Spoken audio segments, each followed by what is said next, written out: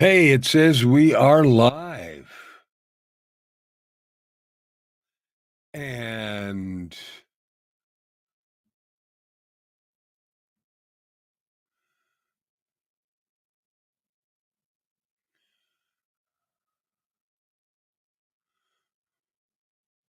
well, I don't know. This is telling me that we're removing one destination, which is fine. So we're live. And today I want to talk about optimism, pessimism, realism. I want to talk about this idea that optimism is silly and that people would rather be realistic. I used to do that. I used to believe in it really strongly. And I thought that people that were optimistic were, kind of silly and didn't really have it together. And I'm wrong. I'm just flat out wrong about that. Optimism, one of the ways I like to describe it is optimism is oxygen. Now, you and I can go for days, many days, maybe even weeks without eating. And we can survive physically for a few days without water. But oxygen, yeah, we're talking a few minutes, right? Maybe an hour or something. Brain deprived oxygen, 3 minutes, you start getting brain damage. So, oxygen is really important. So, if I say optimism is like oxygen, I'm putting it right up there with life and death. Now, why would I do that? Well, let's just talk about it. Well, let's define it first. Optimism is a state of mind, right? That you don't go to you don't go to the store, any store in the universe, and buy a bag of optimism, or buy a bag of pessimism or realism or anything else. It's an attitude. And any attitude, you know what happens when we have an attitude? We create a set of neurotransmitters and our body feels a certain way. Now, if I hyperventilate, right, and breathe really fast, I get lightheaded. So I feel a certain way. If I have optimism as my attitude, the neurotransmitters that accompany that are positive. They lift me up and they say, wow, I can do things. If I have pessimism, a negative view about stuff, I create an entirely different set of neurotransmitters. And it isn't just about how you feel, it's about how smart you are. When you feel good, you're smarter. When you feel bad, you're not as smart. Because optimism and pessimism tend to be treated as polarities, we've invented a new one called realism.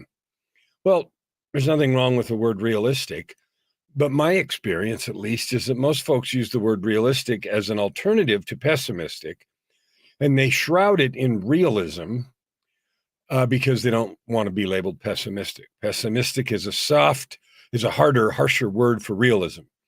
So let's talk about what optimism actually does. Now, there's a book, Learned Optimism, that you've probably heard of. In Learned Optimism, there's a study that was done over many years that tracked people who were optimistic about things. Now, let's define it for a minute. And there's lots of ways to define optimism and pessimism, but I'll just give you one.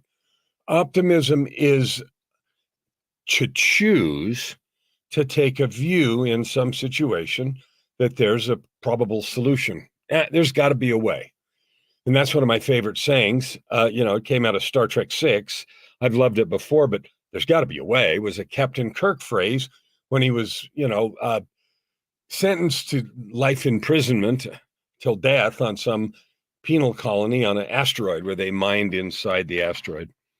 And, it was all a plot to kill him anyway, but some alien who's a shapeshifter came up to him and said, would you like to get out of here? And of course, it was inescapable because it was an asteroid in the middle of space, et cetera, et cetera. And Kirk looked at this alien and said, there's got to be a way. And just the way he said it and that phrase stuck with me when I saw that many years ago. And so there I am. There's got to be a way. So that's optimism. You look at any situation, no matter what it is, and your mind says there's got to be a way. Because you say that, you start looking at things differently, like what else is possible, what advances can be made, what incremental progress, who do I need to talk to, what are the possibilities to get started. And a pessimistic person looks at a situation and says, I probably can't do this, which is the opposite of there's got to be a way. Got to be a way. I probably can't. And that creates this whole set of feelings in the body, one of resignation, negativity, a downward glance as opposed to an upward glance. And that reduces my creativity, my ability to see things. It puts a negative energy around me, makes it more difficult to create relationships and do all kinds of stuff. So the consequences of choosing, and remember, this is a choice. It is a learned choice. A realistic person, my favorite sort of thing is someone that says, well, that's a negative view of something. And then the realistic person said, well, I'm just being realistic. And, like that's a very shrouded view of pessimism. Okay, so now that we understand that, what does it matter? Well, there was a study I referred to in that book, Learned Optimism, that followed a bunch of people through several years. And I'm going to mutilate the findings a little, but the bottom line was people that chose, there's got to be a way over, I probably can't do this, made more money in life. They had longer lasting relationships on average. They were happier. And the amount of life they lived was several years longer on average. So, and there were several other benefits, better in the bedroom, the boardroom, on the sports field, every measurable way. People that looked at things optimistically did better. So since that's a choice, I have for now many years, simply trained myself to say, what is the gift here? What is the opportunity here? What can I make out of this? And I mean that question. Here's a pile of mud. What can I make out of this? Here is a disappointing answer. What can I make out of this? It just happened recently. I undertook, Joy, and I did a thing, right? Business thing. We did it. We explored it. We worked on it. We tried it. And the outcome wasn't at all what we expected. And my immediate thought, because I've trained myself, was, oh, cool. What can I make out of this? What is the good, the positive, the real cool opportunity? Because this happened differently than I thought. And not to my surprise anymore, but in the beginning, to my surprise, I could think of all kinds of good things, all kinds of benefits. Oh, I am so glad. And I ended up saying in a very short period of time, I am so glad it turned out that way. Oh, I am so glad. Imagine if it had turned out like I wanted, and then all the things I would have missed. So that's a small example. And by small, I mean it doesn't affect my neighborhood or the world or anything. It's a business example and might have been, 10 or 50 or $100,000, but in the big scheme of things, that's nothing, right? So I have now found huge benefits from that thing. So my question here is really simple. If you look at your life, today's the middle of June. If you say, what do I want to have by Labor Day, 1st of September? What do I want to have by Christmas?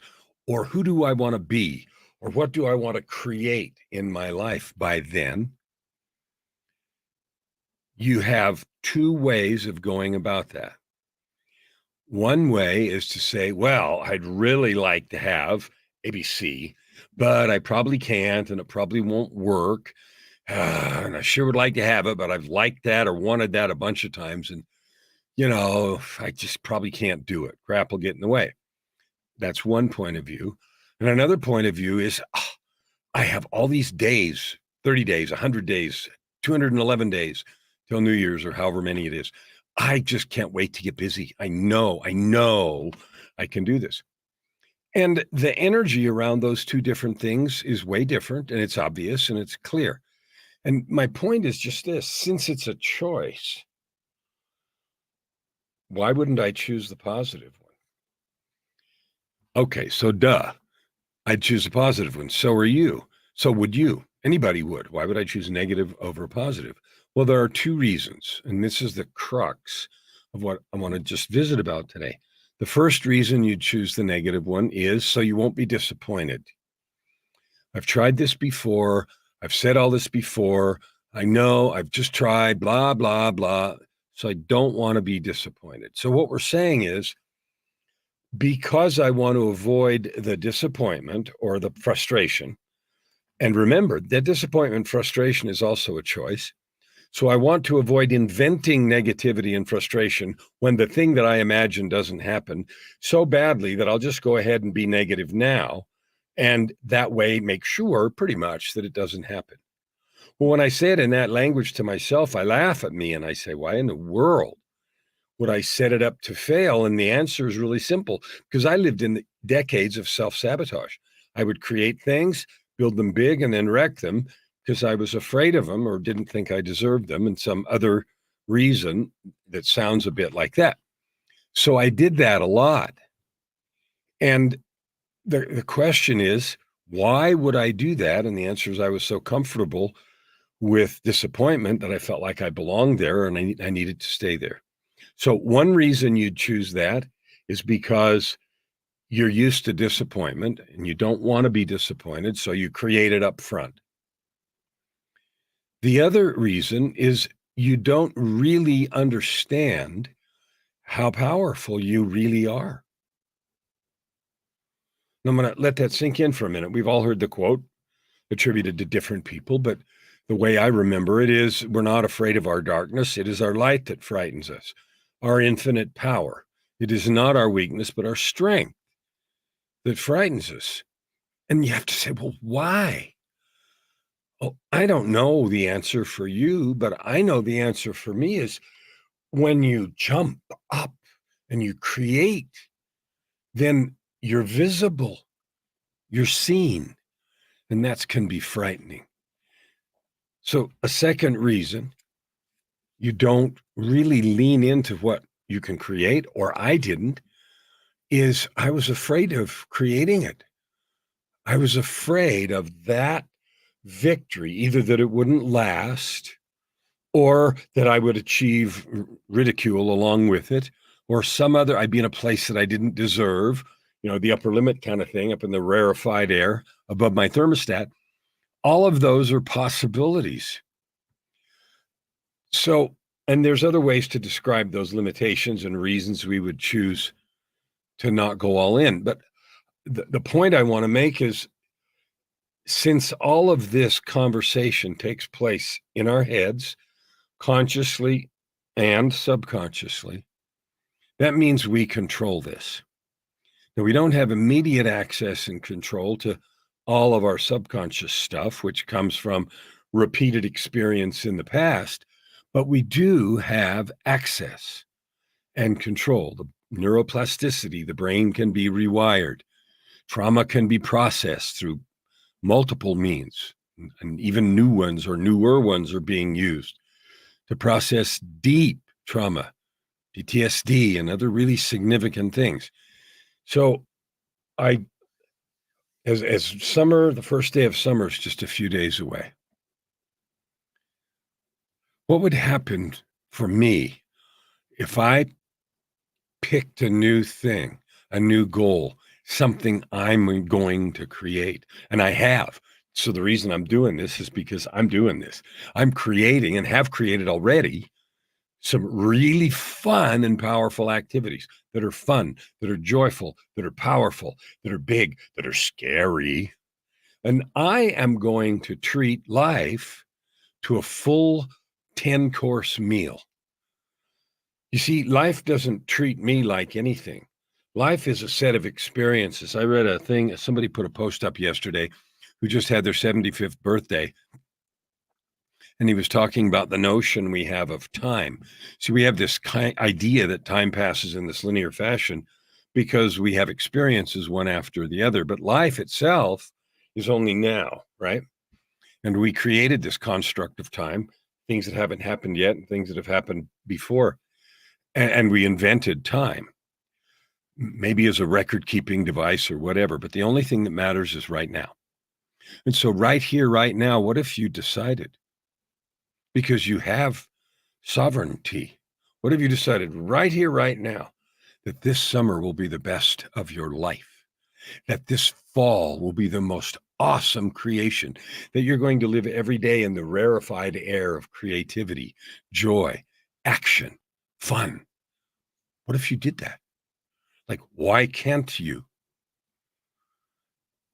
And if the answer is, well, because all this other stuff might happen, then my suggestion is you're missing the point of your right to create.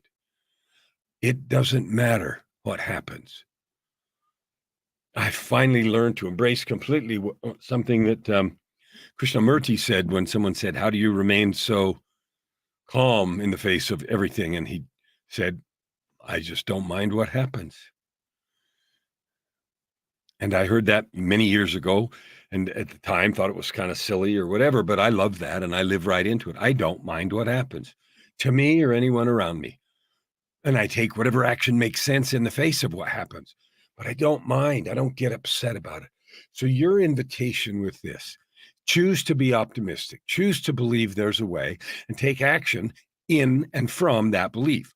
You're infinitely powerful. Make a choice about what you're going to create this summer and this fall, and go all in and see what you can have.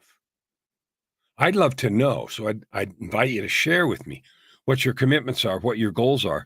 You know, if you've watched anything of mine in the past, that my commitment this year is to help 250 million people realize what I just said, who you really are, and to help you create from that possibility instead of the possibility of lack and limitation. That's why I use the phrase the alchemist. It's part magic and part science. And all this work is part magic and part science. And the magic part is because we don't understand how a lot of things work. A lot of people don't understand how electricity works. That doesn't prevent us from using it. Creation is a lot the same. The truth, you can have what you want. The difficulty, you don't believe it. And we don't take the action required to create it. If I didn't believe the light would go on, I wouldn't flip the switch. We do the same thing with everything else. So I invite you. Love to talk to you. One of the favorite things I do in the world is meet people. So I'd love to visit with you. Reach out. Let's connect. Let's talk. I'd love to hear about your goals and what I can do to help you reach your capability, whatever that goal is between now and New Year's. We'll see you tomorrow.